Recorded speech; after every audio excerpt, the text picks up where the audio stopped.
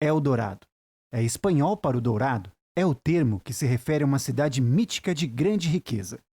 Mencionada pela primeira vez no século XVI, Eldorado inspirou inúmeras expedições, livros e até filmes. Dizem que este lugar lendário estava localizado em algum lugar ao norte da atual Colômbia, tornando-o acessível apenas durante a estação chuvosa.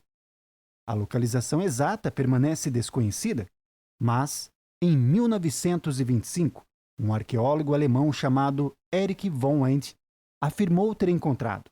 Ela está situada a uma altitude de 1.550 metros acima do nível do mar.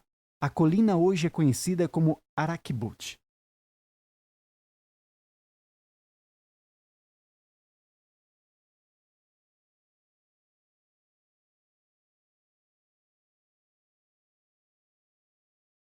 Arakibut, o antigo guardião da cidade perdida de Eldorado.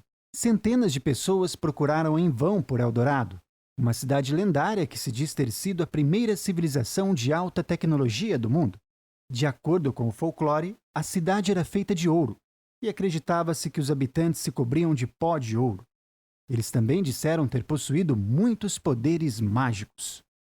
Aqueles que acreditam que a lenda é real pensam que a cidade de Paititi, Eldorado, e seus tesouros podem ser encontrados na província de Madre de Dios, na selva montanhosa do sudeste do Peru. A face Arakibut é um local sagrado na cultura localizada na reserva comunal Amaracaeri, em Madre de Dios, Peru. É difícil chegar, os nativos reverenciam o local, a área é isolada e inacessível, e você deve abrir caminho através de um emaranhado de rochas e lama para alcançá-lo, enquanto luta contra pumas, onças, cobras enormes e outras criaturas perigosas. A lenda do rosto de Arakibut. Uma das histórias mais famosas sobre Eldorado, a lenda do homem por trás do rosto Arakibut. A lenda diz que o rosto era, na verdade, um homem que havia sido amaldiçoado pelos deuses. Ele foi transformado em uma estátua de pedra que guardava a entrada da cidade de Eldorado. O homem por trás do rosto foi dito ser o último membro remanescente do sagrado povo. Ele foi dito ser o guardião da cidade perdida e seus tesouros incríveis. Muitas pessoas tentaram encontrar a cidade perdida de Eldorado, mas ninguém conseguiu. E o homem por trás do rosto permanece um mistério.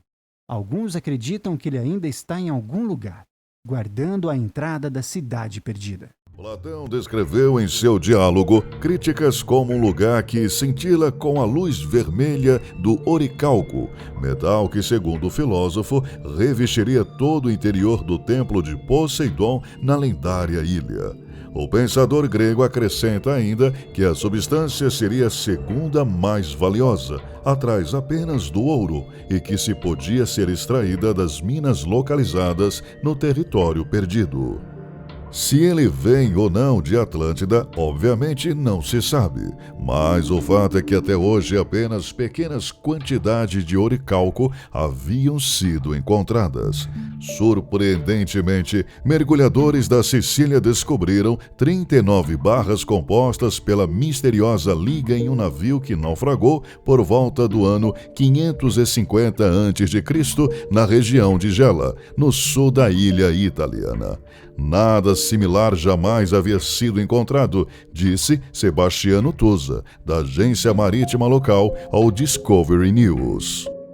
Nós conhecíamos o oricalco de textos antigos e de alguns objetos ornamentais, conta.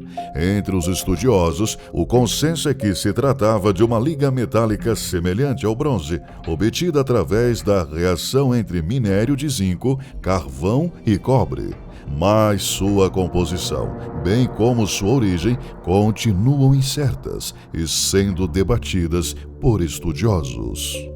Os gregos antigos acreditavam que a invenção desta liga específica remetia ao herói mitológico Cádmo, e grande parte da fama e do mistério que perduram até hoje se devem justamente a Platão, que no século IV a.C. incluiu a substância na obra Crítias e a relacionou com Atlântida. Esta montanha fica a cerca de 40 quilômetros da cidade de Dalinga, na região autônoma do Tibete. É chamada de Baigonchon, Montanha Branca. No mundo, ela é mais conhecida pelas maravilhosas formações que estão em seu coração e em seu amplo entorno, são chamadas de Baigon. Este milagre tem sido objeto de discussões controversas por muitos anos. Alguns acreditam que são formações naturais, mas há muitos que têm certeza de que alguém os construiu em um passado distante para drenar o lago. Eles baseiam seus argumentos em resultados de pesquisas, mas há um problema: o misterioso aqueduto deveria ter surgido 150 mil anos atrás. Vestígios de assentamentos ao redor da montanha não têm mais do que 30 mil anos. Então, quem poderia ter construído tubos de metal dentro de uma montanha desabitada?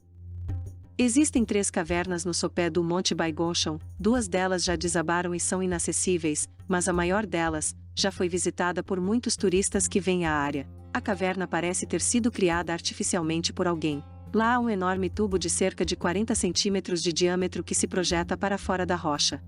Outro tubo aparentemente oco do mesmo diâmetro entrava na caverna vindo do topo da montanha. Outro veio do fundo da caverna em algum lugar abaixo. Na entrada da caverna, você pode ver vários outros canos com diâmetro de 10 a 40 centímetros. Tudo isso dá a impressão de restos de algum sistema ou mecanismo antigo. A cerca de 80 metros da caverna, o Lago Tosson possui um grande número de canos espalhados pela praia. Eles se estendem de leste a oeste e têm um diâmetro de 2 a 4,5 centímetros. Esses achados arqueológicos são descritos pelo cientista chinês Li Shaolin.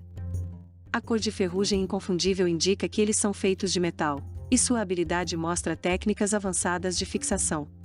Quem poderia ter construído um sistema de tubos tão complexo? Apenas aquele que sabia bem o que estava fazendo e por quê. A versão de que tal milagre da engenharia foi criado pelos chineses desaparece imediatamente. Os habitantes do Reino do Meio não podiam construir algo assim há 150 mil anos. Portanto, é simplesmente impossível imaginar que um projeto de construção tão grande e, sem exagero, uma grande obra foi oriunda de qualquer fonte chinesa antiga. Qualquer imperador, durante cujo reinado isso acontecesse, faria com que seu grande feito não fosse esquecido pelos descendentes. Os tubos são outro mistério não resolvido na história da humanidade. Esta descoberta refuta mais uma vez os fatos da história oficial. Onde está a verdade e onde está o equívoco? Talvez haja pessoas entre os leitores que explicarão logicamente a origem do antigo